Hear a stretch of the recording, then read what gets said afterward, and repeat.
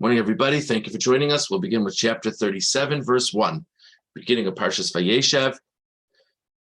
So, Vayishlach ended off with the sagas of Yaakov, and at the very end, it talked a little bit about Esav's family tree.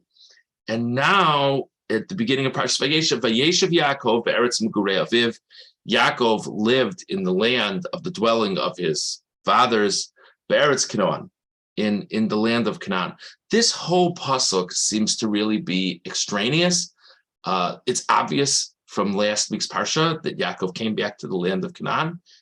We kind of know that that's the land that his fathers have lived in. That's a central point in this book. So what's going on here? Rashi and pasuk Aleph, Vayeshev Yaakov.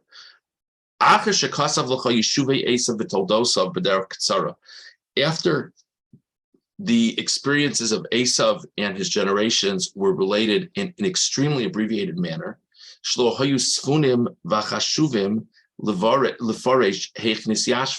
it's not significant enough to the Torah to go into details of what happened to the descendants of Esav's life.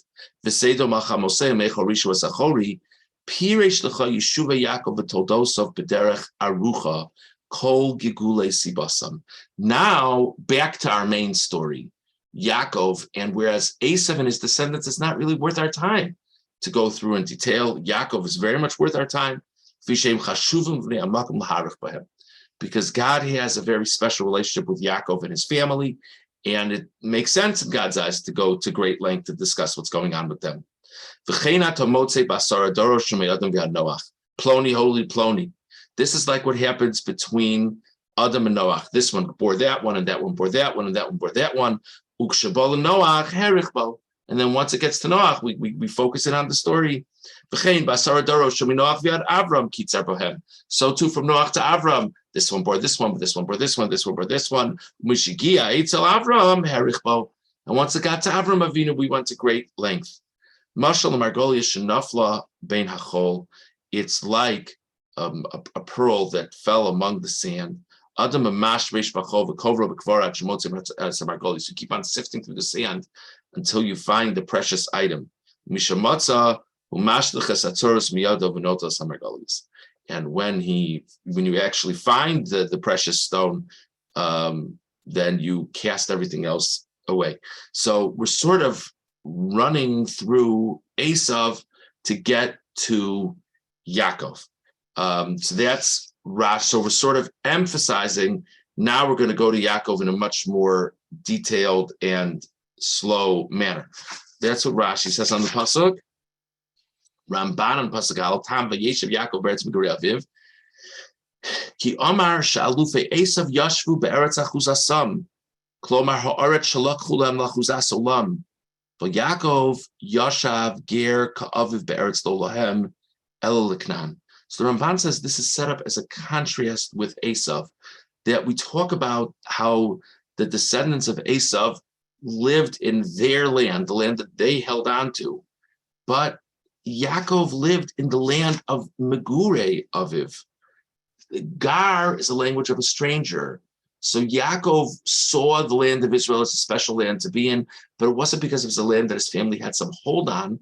It was just a special land to be in. So as opposed to Esav's family that focused on this is going to be our real estate, Yaakov just went to the land Megurei Aviv, where his fathers had sojourned.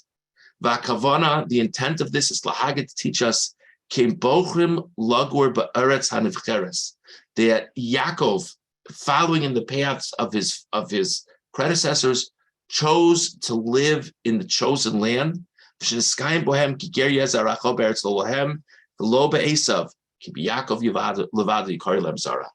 things talking about the fact that Yaakov lived in the place where his fathers wandered or sojourned. One is to show his priorities, that he wanted to live in the land of Israel, even though they didn't have a clear stake on the land there. And second is, it's clarifying that the fulfillment of the assurances in the previous generations is being fulfilled through Yaakov and not through Esav, because Avram is told, Ger yiyazaracha be'eretz lo lahem. Your offspring will be a stranger in the land. Esav is set up Esav has got his land and he's got his thing, and Yaakov is living Be'eretz Megurei Aviv. And so we're emphasizing that Yaakov is the fulfillment of the assurance given to Avram. That's the Ramban's perspective here. Moving on to verse 3. The Yisrael Ahav es Yosef mikol banav. Yaakov loved Yosef more than the rest of his sons. Kiven zekunim hu lo. Because he literally translated, he was a child of age to him. It's difficult to understand what that phrase means. A zakein is an older person. V'asalok sonas pasim. And he made for him this beautiful coat. Okay, let's see the Ramban. Ramban on Pasuk Gimel. Kiven zekunim hu lo. What does it mean that he was a child of age to him? So the Ramban starts, Shenolad lo be'esik nasel. The most literal meaning would be that Yaakov bore Yosef when Yaakov was an old man. So Yaakov had a special affection for Yosef because he was an old man when he bore him.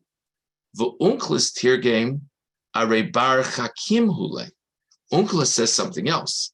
Unklis says that he was a child of wisdom for him, meaning shekol ma shalamad mishem ve'ever masar lo.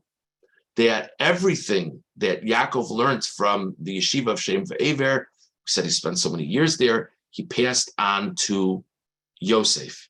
So one pshat we said is that just Yosef was born when Yaakov was an old man. Second pshat is Yaakov imparted his wisdom, because sometimes we have zikna being associated with wisdom. The Gemara even says zakein is actually somewhat of a code for zeh shekana chachma, this one who acquired wisdom. Davar acher shaya zivi kunin shelo domelo. Another pshat, zivi kunin is sort of like the appearance of the face. So that's also zakein, zivi kunin. So three ideas that Rashi cites. One is Yaakov was old when Yosef was born. Another is Yaakov imparted his wisdom to Yosef. A third is they looked similar. B'chein Amar Reb Avram, kiven zkunim sholido liskunav. The Ibn Ezra also learns that ben zkunim means Yaakov was an older man when Yosef was born. Vu ben tishim v'achas shana. Yaakov was 91 years old at the time. V'gam achiv Binyamin karo yelad zkunim katan. Happens to be, of course, Binyamin was born when Yaakov was even older than when Yosef was born.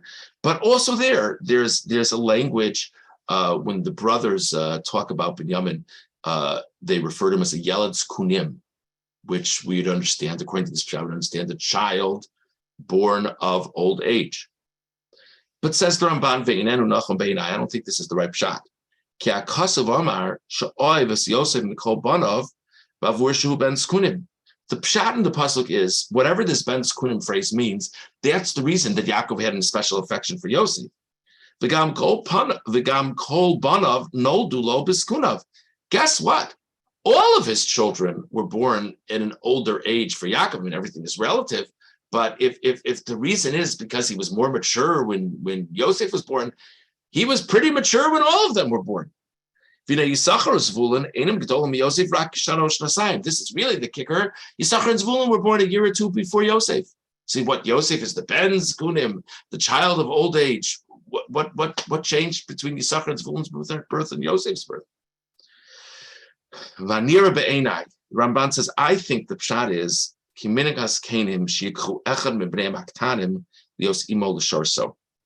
that it's a common thing when you have an elderly person to take one young child to be with the elderly person, to be an aid.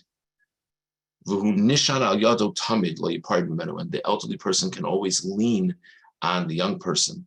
So according to this pshat, the Ramban is saying Ben Zkunim means the child who serves Yaakov in Yaakov's old age. We're not talking about when Yosef was born.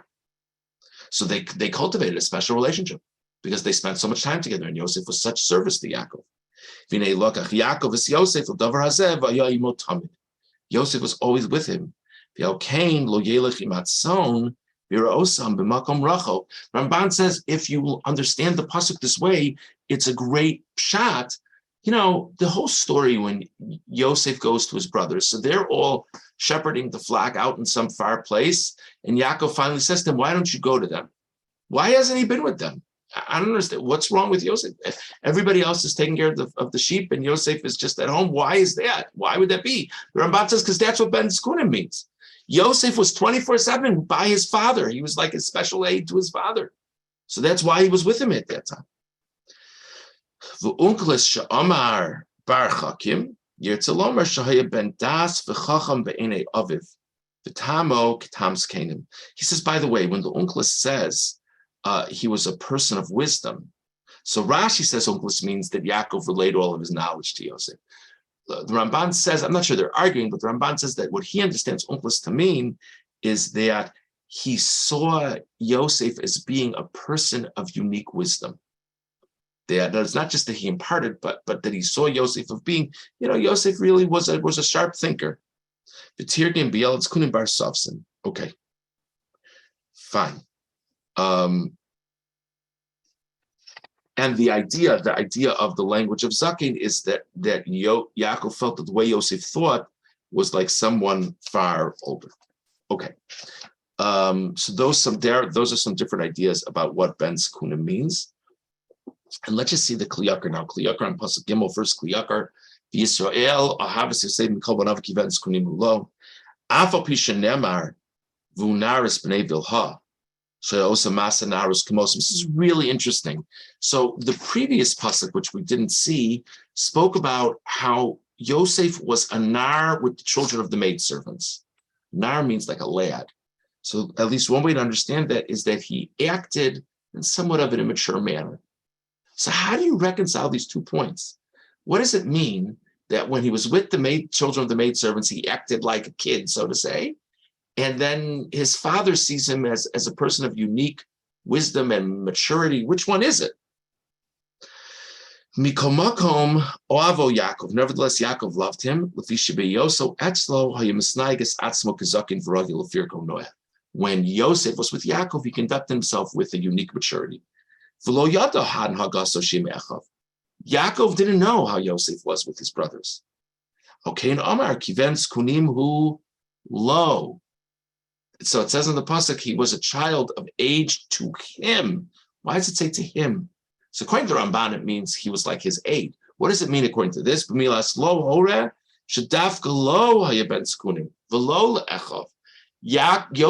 relationship with Yaakov was unique, and Yaakov saw a side of Yosef that Yosef didn't show when he was with his brothers. He kind of acted down to their level. And when he was with his father, he conducted himself in a very different way. The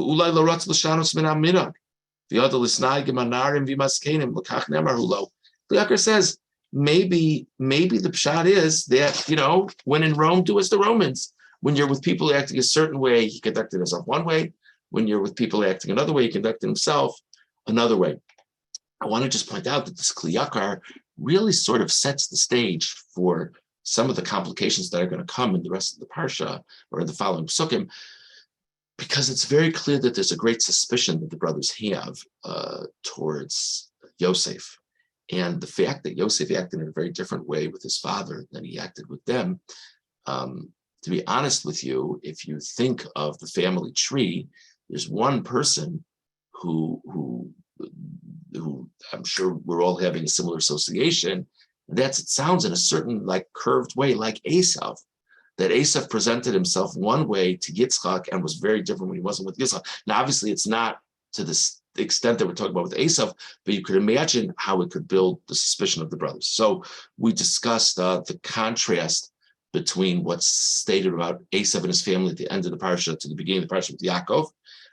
We discussed Rashi and the Ramban in terms of that. We discussed the meaning of Ben Zkunim, various things have been shown about Ben Zkunim. And then we also had this very interesting Kli Yakar that said that whatever Yaakov saw Yosef as being was very narrow to their personal relationship.